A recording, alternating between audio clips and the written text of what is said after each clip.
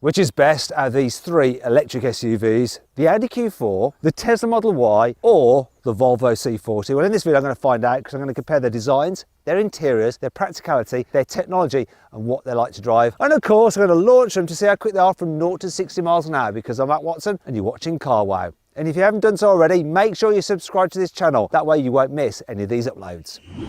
Buy, sell, CarWow.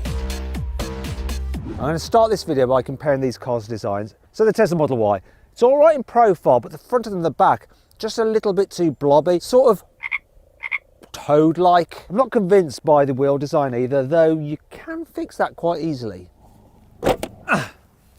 Frisbee! Nice shot! Flies brilliantly. Unfortunately, if you don't have the wheels on the Audi, you're sort of stuck with them. So make sure you pick wisely when you're configuring your car. And to do that, click on the pop-out banner up there, or follow the link in the description below to go to CarWow. Anyhow, overall, the design of the Audi is more interesting compared to the Teslas. The only thing is the nose. It's got a massive grille, which doesn't do anything. It's blanked out. What's the point of having something like that on an electric car? Madness. I've got a similar issue with the Volvo. Love the rear of it. It's the best rear out of all three cars. Side profile is quite cool as well. But once again, at the front, it's got a grille that's been blanked out. Reason on this car though is because it's actually based on the platform shared with an internal combustion engine model, the XC40. It is the only car here that isn't a design from the ground up electric car. Yet despite that, it is still my favourite to look at. I'm going to talk you through the prices because things aren't quite what they seem. You see, the Audi starts from £43,000, the Volvo from £47,000 and the Tesla from £55,000. So you'd think that the Audi is the best value, followed by the Volvo and last of all the Tesla, but not so. You see, what I'm going to show you now is the price of these cars as I've got them on test here. And when you do the comparison of performance and equipment levels, it actually works around the other way, that the Tesla is the best value overall, followed by the Volvo, and last of all, the Audi. Now, if you're thinking about changing your car, you need to make sure you're paying a fair price for it. And you can check out all the latest deals and savings on cars through CarWow, and you can also sell your current car, and our dealers will bid on your car to make sure you get a great price for it. And if you want to check out all of that, click on the pop-out banner up there or follow the link in the description below to go to CarWow. Alternatively, at a later date, just simply Google "Wow Me CarWow" and we will wow you.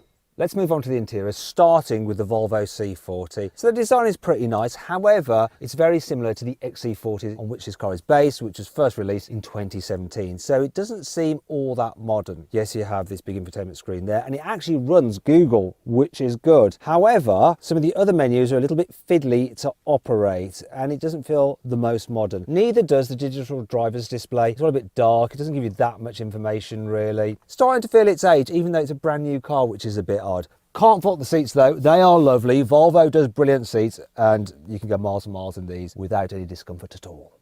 The interior of the Audi is way more futuristic than the Volvos. You've got lots of different coloured bits of trim, multi-layers, though the dash is really deep and that makes it feel like you're sat in the middle of the car, which is odd, as is the steering wheel. It's like this hexagonal shape, though I sort of like it. Not so keen on the touch sensitive buttons because sometimes you just touch them like that and then the stereo comes on, which is a bit annoying. Can't fault the digital driver's display though, really good, lots of information, and the infotainment system's good as well. And I like the fact that Audi haven't made you operate the climate control through it because you have some separate controls for it down here. Good job. With the Model Y, you have to control almost everything through this screen. So yes, the climate control, and even to move the steering wheel, you have to go through a procedure of pressing a button here and then going steering, and then you control it with these buttons. However, a lot of the controls are actually voice activated. So you can say things like open charge port. There, it's just done it. And it's much better, the voice recognition on this, than the other two cars. And the fact that you haven't got all these buttons does mean that the cabin is the most minimalist. It really does create a feeling of ambience, and it makes this feel like a special car, apart from one thing, it's the steering wheel. It just feels a touch on the cheap side, and that's the thing you hold.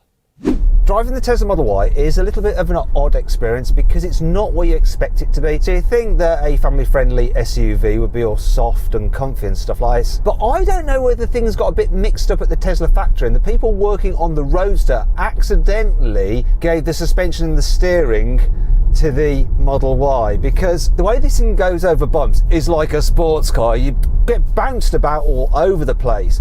There is a trade-off for that stiff suspension. It does mean that this car does go around corners pretty well for an electric SUV. It just seems to hold on the road and go round.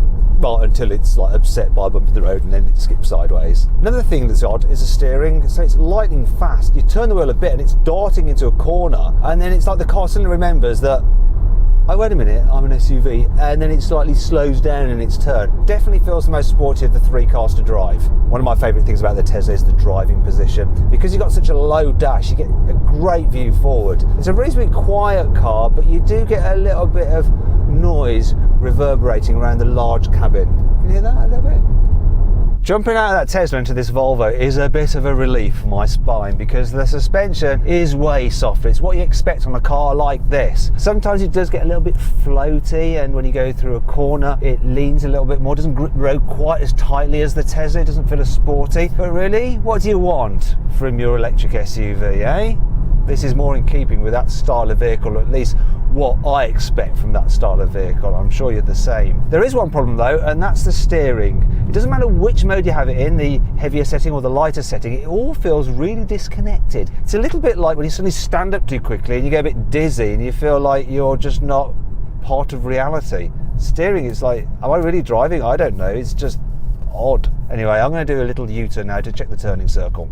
So the turning circle on this is better than the Tesla, 11.4 meters compared to over 12. But while this thing can turn tighter than the Tesla, when you actually chuck it into a corner, it doesn't stay quite so planted. The Tesla definitely has a sportier feel to it, though really, is that what you're after in your electric SUV? At higher speeds, this Volvo is really good, partly because this dual motor version has loads of punch for getting past slow moving vehicles. In terms of the visibility, the view out the front isn't quite as good as the Tesla because the dash isn't as low, and the view out the back, that's awful. Sound insulation is good though. It's a quiet car to travel in this, it's nice. Finally then we come to the Audi, and it's like the happy midpoint between the other two cars. It's not quite as soft and floaty or springy as the Volvo, but it's not as jarring as that Tesla. It's a bit like a good mattress. You know, you don't want it too soft and squidgy, nor too hard, because both will give you a bad back. You want it somewhere in between, and this is what the Audi does.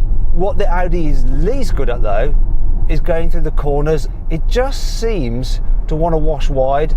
Doesn't feel as keyed into the road as the Volvo, and especially not the Tesla. It's more of a car you just have to kind of flow with and take it easy. At least the steering feels the most normal out of all three cars. Speaking of which, let's just do a U-turn, see how manoeuvrable it is.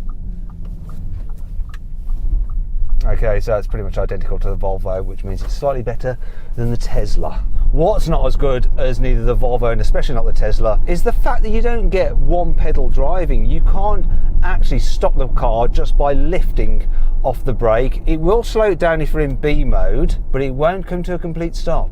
And I find that a bit annoying. It'll always just roll a bit. One thing I do like about the Audi compared to the other cars is that you don't have to go into a menu on the infotainment screen to change the level or type of regen braking you're getting. You can actually do it using these paddles here. So if you're just in the normal drive mode, not the braking mode, you can pull on the paddle to alter the severity of the regen. Look, you see that bar there? No, there we go, look, you can alter it. So you can just do it much easier when you're driving along, which is good for safety. When you get at faster speeds, the Audi does a really good job. I find it overall the most comfortable at higher speeds. Just the seats, just the way it goes down the road. It's the quietest of the three, I think. The only thing that it's lacking is the performance of the other two. You know, if you put your foot down, you can still overtake things pretty quickly, but considering this is the fastest version, it's a little bit down on power. Other than that though, this definitely feels like the most sophisticated and expensive to drive. So the Audi is the best to drive, but is it the best to be driven in if you're in the back seats? Well, there's loads of knee room. Headroom's all right, even if you're over 6 foot. There's plenty of foot space as well. You can stretch out a little bit under the seats in front, but it's not perfect. You can carry 3 in the back at once. There's enough shoulder room. The problem is that the central seat is a little bit raised up, and so the middle person ends up banging their head a little bit on the roof. Shame. I'll tell you what's also a shame. Scratchy plastics here on the door tops in the back. This is a really expensive car. You shouldn't be getting that. Bizarrely, the Volvo actually feels higher quality here in the rear than that Audi. It helps that you get a glass roof as standard. You have to pay extra on the Q4. Knee room in the Volvo is decent. Headroom though, it is quite tight, so people over 6 foot might find themselves brushing their head on the roof lining. When carrying 3 in the back, it's okay, even for the person in the middle, apart from this, look, you got a hump in the floor. Once again, because of this car's origins, it's based on the platform used for the XC40, which is an internal combustion engine car, unless you have the electric version. You know what I mean. Tesla has never made anything besides electric cars, so it knows what it's doing. As a result, the packaging in here is really good. Loads of room, loads of foot space, look, completely flat floor, you can stretch out into the seats in front. Knee room's good, headroom is brilliant, and you get the biggest glass roof of all the cars. It lets loads of light and it feels nice back here. And the quality, squidgy materials here, suediness there. Better than Audi, better than the Volvo. And I know people like to hate on Tesla's quality, but sometimes it's a little bit unfounded. I'm impressed with the back seats. And when it comes to carrying three in the back at once, it is the comfiest of the three. Now I want to talk a little bit about technology, because the Tesla is just way ahead of the other two cars. There's so much you can do through its infotainment system, like watch movies, surf the internet, play games. You can also make farting sounds.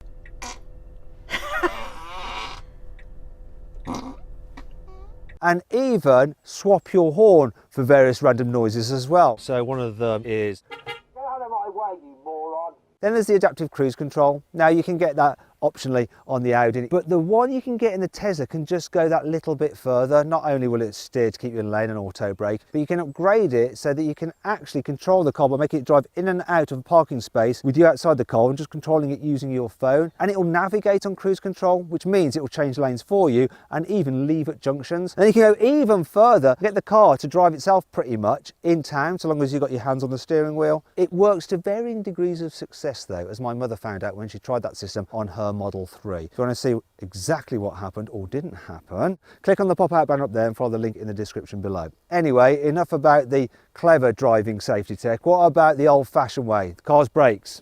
Let's do a brake test. Brake test from 60 miles an hour. Let's do it. Here we go. Full emergency stop. 31 meters to stop. That's good. Right, brake test in the Audi.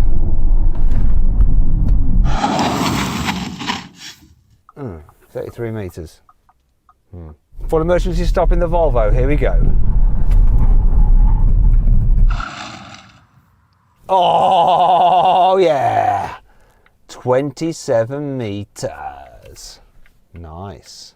Now let's check out these cars' practicality with their boot capacities. So here in the Audi, in total, including the underfloor storage, you have 520 litres. In the Volvo, including the underfloor storage, you have 413 litres. Here in the Tesla though, including the vast amounts of space under the load floor, you have 854 litres. Let's move on to the front boot, see what we've got here. So with the Tesla, 117 litres worth of space. Huge. Volvo, bit smaller, 31 litres. Finally the Audi, what have they done here?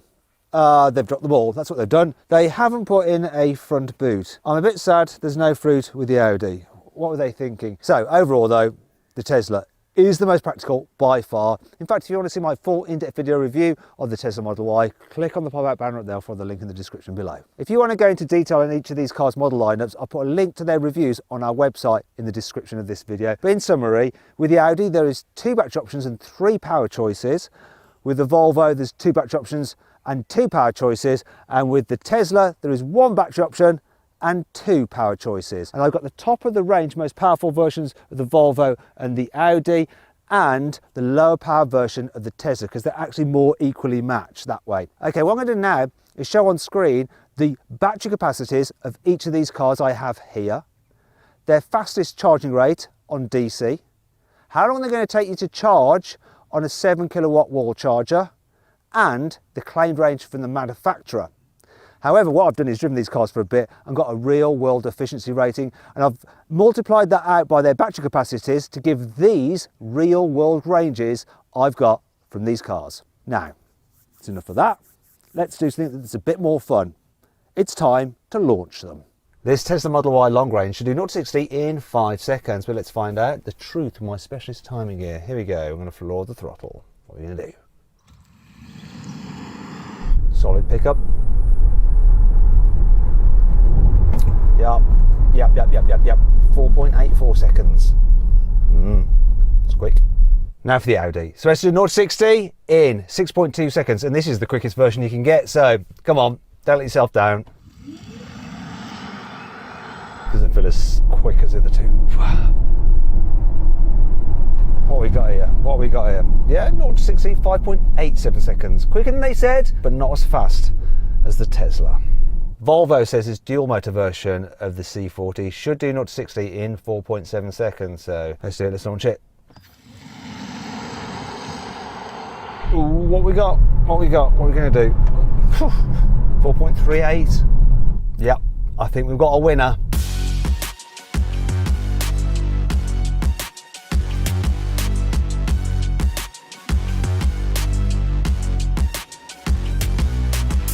So then, what's my final verdict? Well, the Volvo C40 is a good car, though the Audi Q4 is even better. But the best of the three electric SUVs is this. It's the Tesla Model Y. Yeah, the suspension is a bit too firm and it's not the best looking car in the world. However, in every other area, it wins the day. Practicality, technology, efficiency, and don't forget you get the benefit of the Tesla supercharger network. And that's why it wins this test. I hope you'll enjoy the video. If you did, give it a like. Let me know if you agree with my verdict in the pinned comment. Click on those windows there for some more videos, and on that box there to go to CarWow to see how much you can get for the car you're trying to sell. Our dealers will bid on your car to make sure you get a great price for it.